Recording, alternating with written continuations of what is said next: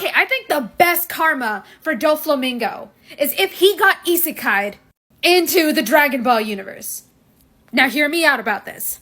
Like, think about it. This man's ego is freaking huge. And at the beginning, I think he's going to want to try and take power of some sort, especially figuring out that the president in that world is a literal dog. And when this man attempts to try and dominate the world in the same way he tried to do to Dressrosa, meeting up with the Z-Fighters is going to be hilarious to me. Now, the obvious thing I'm going to say is he's going to get his butt kicked, because look at this roster. There is no one he could actually physically beat. But the thing that would make it fascinating is how the world would actually change Doflamingo.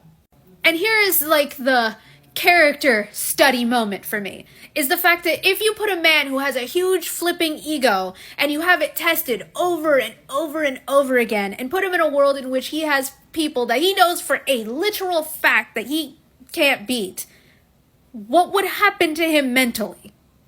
Because we know Doflamingo is smart. We know that. But how would he handle it? Like, would he have an existential crisis? Would the man get so boggled down to the fact that he can't get power the way he typically does? Is he going to have to do like not so much like a whole 180, but take a different trajectory? Because the man can't actually do anything evil in the business sense either, because guess who owns the majority of the market? Capsule Corp. And he can't freaking threaten the woman who owns it because she married one of the beings that's one of the strongest in the universe. And on another note, how would these two interact with each other? Because Vegeta's already gone through his entire character arc, so he has like two things he could do.